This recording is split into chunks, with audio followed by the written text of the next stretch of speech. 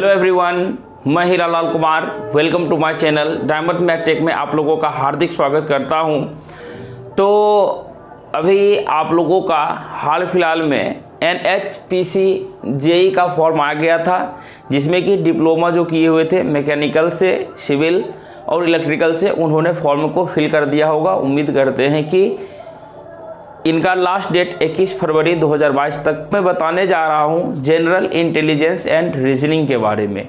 ठीक है, दो विषय मैंने देखा कि जो है कि सभी बच्चों को पढ़ना है, चाहे उनका ब्रांच मैकेनिकल हो, इलेक्ट्रिकल हो या सिविल हो।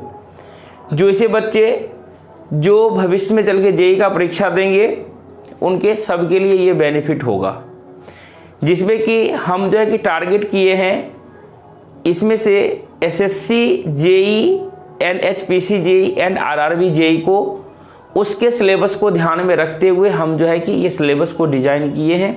यानी कि यह फुल्ली जो है कि आपका SSC JEE का सिलेबस है। ठीक है, लेकिन ऐसा नहीं है कि जो सिलेबस में दिया गया है सिर्फ वहीं से क्वेश्चन पूछा जाता है, उससे और डीपली भी पूछा जाता है। तो उसको कैसे हम लोग मैनेज करेंगे, तो आपके लिए हम जो है कि एक रीजनिंग का बैच लेके आ रहे हैं, जिस बैच में आपको एक एक प्रत्येक कॉन्सेप्ट के साथ आपको बताया जाएगा, कॉन्सेप्ट के साथ पढ़ाया जाएगा।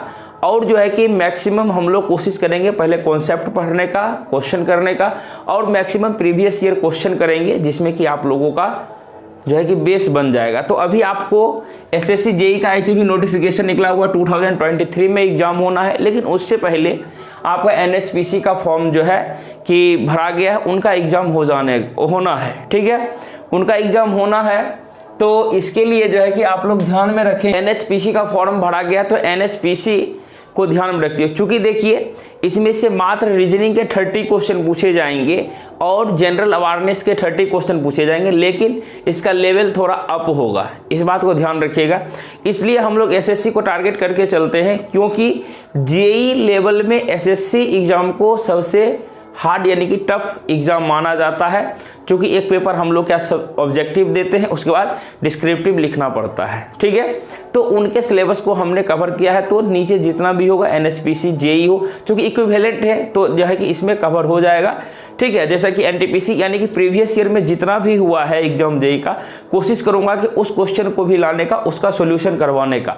तो एक चीज़ आप लोग तय करेंगे कि मीडियम जो है कि आप लोगों को रखना है हिंदी या इंग्लिश। अभी से ही तय कर लेंगे कि आपको एग्जाम जो देना है इंग्लिश मीडियम से देना है या हिंदी मीडियम से। ठीक है, क्योंकि कभी कभी क्या होता है, जब आप CBT कंप्यूटर पे बैठते हैं तो वहाँ पे दिक्कतें हो जाती है।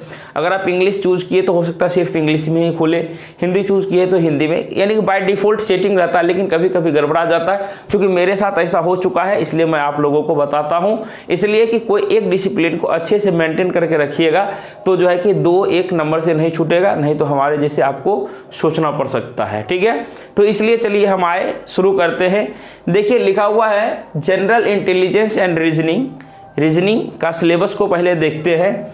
तो देखिए, इसमें से 3 टाइप का रीजनिंग होता है। ठीक है, 3 टाइप के रीजनिंग को पढ़ना होता है। एक होता है वर्बल, दूसरा होता है नॉन वर्बल और तीसरा होता है एनालिटिकल। लेकिन मैक्सिमम केसेस में हम लोगों का एग्जाम में जो आता है वर्बल और नॉन वर्बल क्वेश्चन यहाँ से देखे जाते थे पहले, लेकिन अभी तो एनालिटिकल भी रहता है। चूंकि एनालिटिकल मतलब हो गया, जैसे देखिए वर्बल और नॉन वर्बल जो होता है, एक देखिए फिगर वाला क्वेश्चन, एक होता है बिना फिगर वाला क्वेश्चन। ठीक है, बिना वाला फिगर वाला क्वेश्चन को हम लोग वर्बल कहते हैं, और जिसमें से जो है कि फिगर दिया हुआ है उसको हम लोग नॉन वर्बल कहते हैं। तो उसमें भी अनेक टाइप के क्वेश्चन हैं, अनेक टाइप से क्वेश्चन बनते हैं। तो चलिए पहले हम लोग टॉपिक को डिस्कस करते हैं।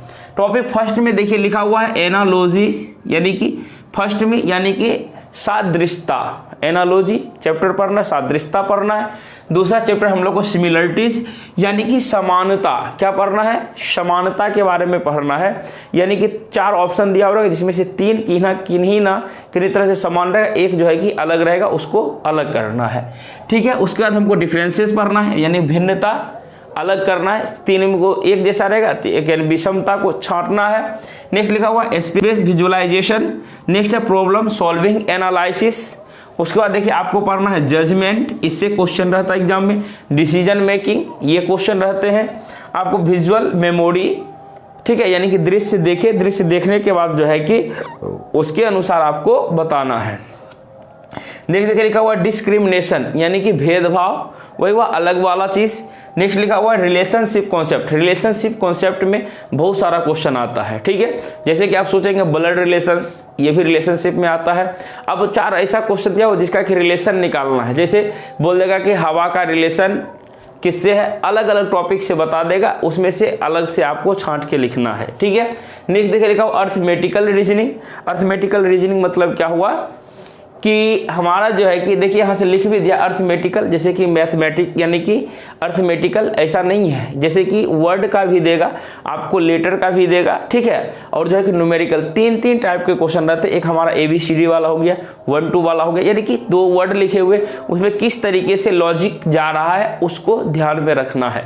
नेक्स्ट लिखा हुआ ऑब्जर्वेशंस, यानी कि ऑब्जर्व करना रहेगा। नेक्स्ट लिखा होगा वर्बल एंड फिगर क्लासिफिकेशन, यानी कि वर्बली दिया हुआ रहेगा और फिगर क्लासिफिकेशन मतलब ये हो गया जहाँ फिगर दिया हुआ रहेगा उसको क्लासिफिकेशन आपको करना है कि किसी में मानिए कि 2 वृत्त दिया है, 2 रेक्टेंगल दिया हुआ है, 2 स्क्वायर दिया हुआ है, एक में अलग अलग फिगर दिया हो तो उसमें से आपको पता चल जाएगा कौन अलग है, उसको छांटना है, ठीक है। नेक्स्ट 14 में लिखा हुआ अर्थमेटिकल नंबर सीरीज, यानी कि इसमें से जैसे 1 3 5 7 9 दिया हुआ तो आगे क्या होगा, ऐसा क्वेश्चंस दिया हुआ रहेगा।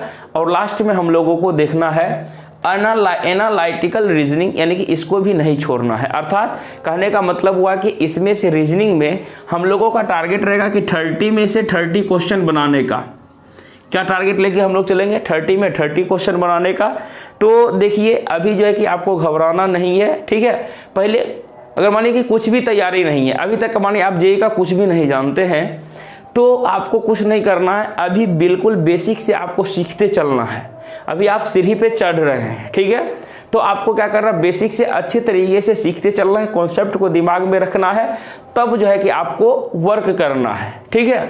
तो उम्मीद करते हैं कि आप लोग अच्छे तरीके से सिलेबस को समझे होंगे। लोगों का टारगेट है 30 में से 30 रीजनिंग बनाने का। उसी तरीके से अब जो है कि नेक्स्ट हम लोग जनरल अवेयरनेस में क्या पूछा जाता है उसके सिलेबस को डिस्कशन करेंगे। वीडियो अच्छा लगा तो वीडियो को लाइक करेंगे, अपने दोस्तों को शेयर करेंगे और जो है कि इस चैनल को सब्सक्राइब करके बेल आइकन को ऑन कर लीजिएगा ताकि कोई भी वीडियो को अपलोड करेंगे तो सबसे पहले नोटिफिकेशन आपके पास जाए। हाँ, एक चीज़ और, अपकमिंग वैकेंसी बहुत सारी है। अभी भी मैंने देखा बहुत सारा वैकेंसी आया हुआ है, जिसमें कि electrical, civil, electronics, computer science वाले, यानी कि सभी वैकेंसी जो है कि सभी के लिए आ रहा है वैकेंसी। लेकिन हाँ, उनके लिए थोड़ा सा महंगा है, जो यानी कि कल उसको बता देंगे कि कौन से फॉर्म आए हुए हैं। तो महंगा है लेकिन उसको भर दीजिएगा, क्योंकि जेईई बनिएगा, थोड़ा सा पहले पैसा खर्च कीजिएगा, बाद में जो है कि सभी कमा लीजिएगा अच्छे से। अंधाधुंध कमाना भी नहीं है, ठीक है। लेकिन अगर जेईई बनना है, अच्छे पोस्ट पे जाना है तो थोड़ा सा मेहनत करना है आपको हट के।